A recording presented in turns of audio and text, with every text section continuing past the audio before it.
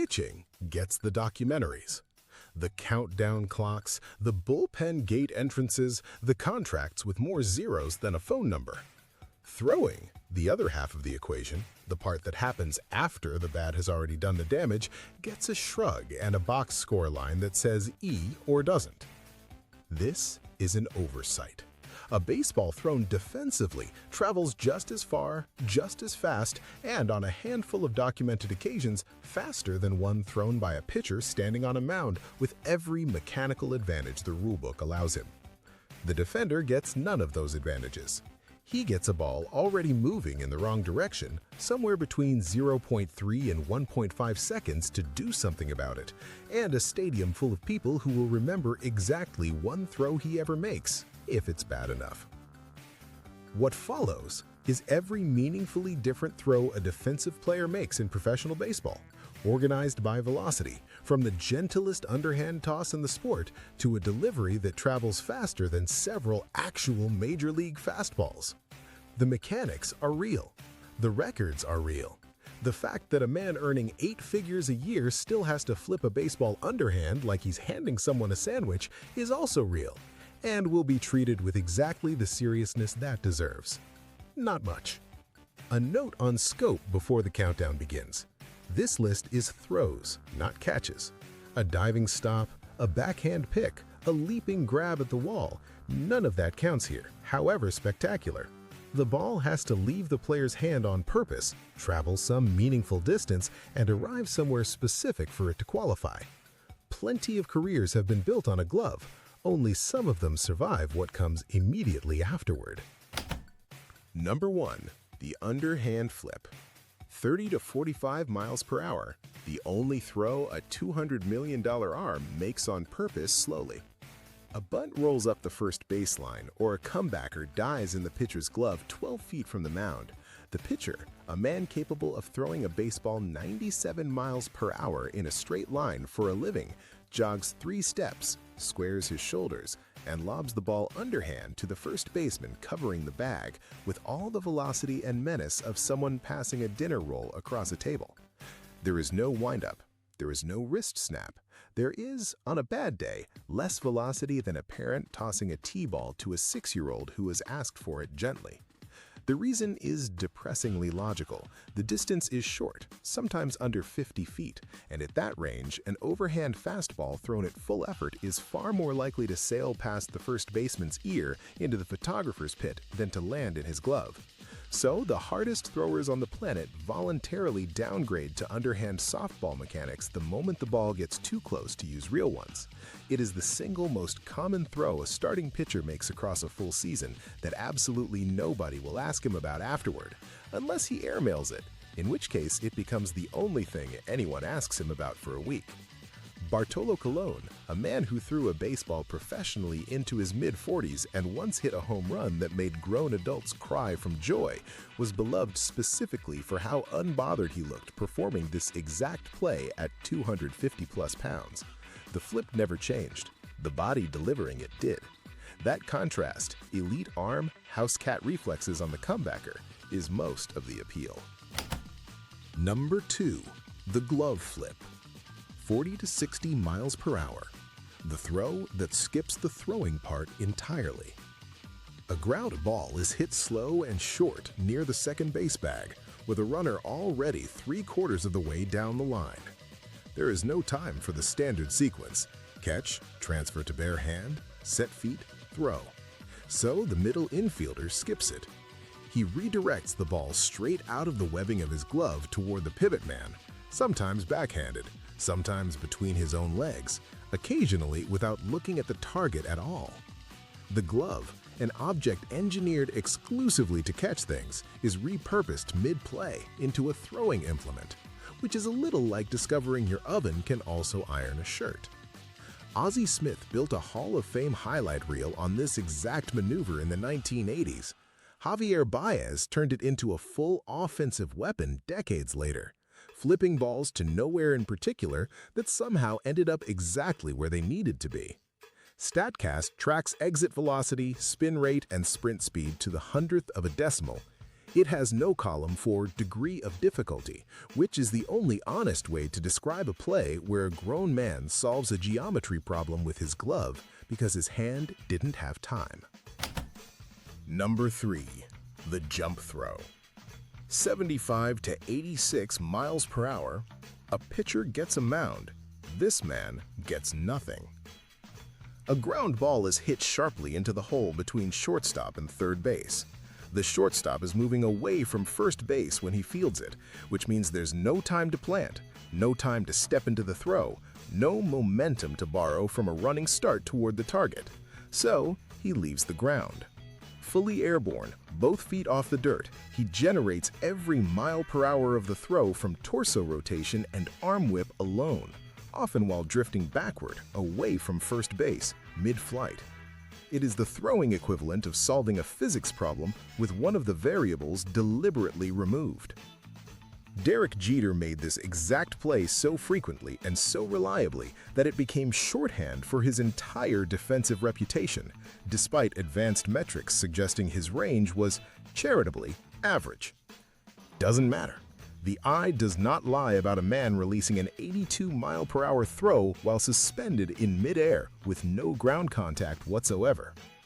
Modern shortstops, Francisco Lindor among them, still make the exact same physically improbable choice because the alternative is letting the runner reach first, and pride, it turns out, weighs more than physics. Number 4. The catcher's snap throw to second. 80 to 90 miles per hour. A decathlon performed in under 2 seconds in body armor. The clock, and there is a literal clock, Statcasts, measuring this to the 100th of a second, starts the instant a pitch hits the catcher's mitt. From a dead crouch, wearing roughly 10 pounds of plastic and padding, the catcher must explode upward, transfer the ball from glove to bare hand, set his feet, and fire it about 127 feet to second base before a runner who has been building speed since the pitch left the mound gets there first. The league average time for the full sequence, known as pop time, sits around 2.0 seconds. The best in the world live below 1.9. In 2023, Patrick Bailey of the Giants recorded a 1.71-second pop time in an actual game, throwing out a runner who, statistically, should have been safe. What makes the number absurd is the breakdown underneath it. JT Realmuto's standout pop times have been built on transfers as quick as 0.54 seconds, the glove-to-hand exchange alone, paired with throws around 88 miles per hour. Catchers spend more practice time shaving fractions off that exchange than adding velocity to the arm, because 0.05 seconds saved in the hands is worth more than 3 extra miles per hour from the shoulder. All of this, again, performed from a squat in equipment designed to stop baseballs rather than throw them, immediately after receiving a pitch that may have bounced in the dirt first. There is no equivalent skill anywhere else on the field that gets measured to the 100th of a second, and still requires this much equipment to perform. A shortstop fields a grounder standing up in a jersey. A catcher does the entire job from a crouch, wearing a chest protector, shin guards, and a mask, against a clock that started before he even knew the ball was coming his way. Number 5. The Pickoff Snap, 75 to 85 miles per hour, the throw that ends friendships in the dugout. A runner on first leans a half step too far off the bag. The catcher or pitcher, without any wind-up at all, fires an abbreviated, secretive throw designed purely to surprise. Accuracy matters infinitely more than velocity here, because the entire value of the play depends on nobody seeing it coming, including, on occasion, the players supposed to be covering the bag. There is no backswing to disguise. There is barely an arm action. It is closer to a flinch with intent than a throw. The downside is brutal and immediate. A pickoff attempt that sails even slightly off target doesn't just miss, it skips past the fielder entirely and gifts the runner 90 free feet he had no business earning. An event scored with bureaucratic precision as a throwing error. Among infielders, allowing a clean pickoff attempt to turn into extra bases is considered one of the more humiliating ways to lose a baseball game, ranking somewhere between dropping a pop-up and falling down running to first. Number 6. The relay throw. 2 throws, 80 to 95 miles per hour combined, baseball's most thankless piece of choreography. A ball is hit into the gap or off the wall, well beyond any single throw to reach the infield with useful velocity remaining, so the defense splits the problem in two. The outfielder fires the ball not at the base itself, but at a cutoff man, usually a middle infielder stationed roughly halfway, who catches it in full stride, sometimes without ever fully stopping, pivots, and uncorks the second throw toward the plate or the bag. 2 shorter, harder throws beat one long, decaying one almost every time because a baseball loses velocity to drag the entire time it's airborne, and cutting that flight time in half preserves far more speed than it costs in transfer time. The math is elegant, the credit is not. The outfielder who launches the original throw gets the highlight package. The cutoff man who fielded a ball moving at full outfield velocity while running redirected his entire body in roughly a quarter second and fired an equally precise throw under more pressure and less time to think, gets a line in the box score that says nothing happened. It is the most underrated job in the sport, performed by players who have made peace with the fact that nobody is ever going to mention them by name. Coaches grade relay execution on footwork alone, getting the glove side foot down in the exact spot, angled toward the next target, before the ball even arrives, because a perfect transfer with the wrong footwork still loses the half second that mattered. Number 7. The Across-the-Diamond Fastball. 85 to 95 miles per hour, the shortest fuse in the infield. Third base earns its nickname, the hot corner, honestly. A ball comes off the bat at 90 to 105 miles per hour. The third baseman has roughly a third of a second to react, field it, and fire across the infield to first, and the runner's already most of the way down the line by the time the ball leaves his hand. There is no time to set up a clean transfer. There's barely time to confirm the ball is actually in the glove. The throw that follows has to be both maximum effort and pinpoint accurate, because anything short or wide either lets the runner reach safely or sends the first baseman diving into foul territory. Calling this throw routine, which broadcasters do roughly 9 times a game, undersells what's actually happening. Nolan Arenado and Manny Machado built entire defensive reputations on making this exact sequence look unhurried, which is itself the tell. The appearance of calm is the hardest part of the skill to fake. Nothing about reacting to a ball traveling faster than the speed limit on most American interstates from 90 feet away, with a runner sprinting the entire time, deserves the word routine. It deserves a different word. Nobody has invented one yet. Number 8. The Crow-Hop Howitzer. 90 to 101 miles per hour, the skip step that built a legend. An outfielder fields a ball cleanly and needs to send it home with both maximum velocity and pinpoint accuracy. The mechanism that makes this possible is the Crow-Hop, a small skip step, almost a hiccup in the run, that converts forward running momentum into a stable, square throwing platform without losing a beat. Skip it, and the throw either sails or dies. Executed correctly, and a player running full speed somehow throws as if he were standing still and aiming.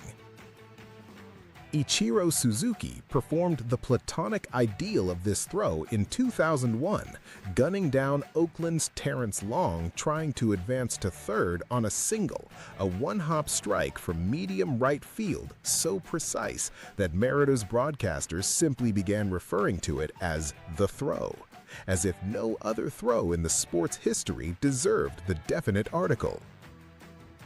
Runners around the American League spent the next several seasons declining to test that arm at all, which is its own form of respect. The throw that's never attempted because of a throw that already happened. Number 9. The modern infield bazooka, 96 to 98 miles per hour, thrown by a man who holds an entirely unrelated record. Some throws get filed under athletic outlier rather than technique. O'Neal Cruz, the 6'7" Pirates shortstop, broke the Statcast era record for hardest infield assist twice in the same season, a 96.7 mile per hour throw in June of 2023, followed 2 months later by a 97.8 mile per hour laser to first base that erased Fernando Tatis Jr.'s mark of 97.3 miles per hour set in 2020. The new record was barely 2 miles per hour slower than the hardest pitch thrown by any Pirates pitcher that entire year, and nearly 6 miles per hour harder than the fastball Pittsburgh's own starter had thrown that same afternoon. The opposing pitcher's post-game comment, more or less verbatim, was a request to be taught how Cruz held the ball. It gets stranger. The same player also owns the hardest batted ball ever recorded by Statcast, a 122.4 mile per hour single in 2022, meaning Cruz is at minimum the answer to 2 completely unrelated trivia questions, separated by roughly a year and connected by nothing except whatever's happening inside his shoulder joint that isn't happening inside anyone else's. Scouts have run out of adjectives for him and started just citing the numbers directly, which is its own kind of compliment. The description has become the stat line. 10. The record-setting outfield frozen rope. 100 to 106 miles per hour.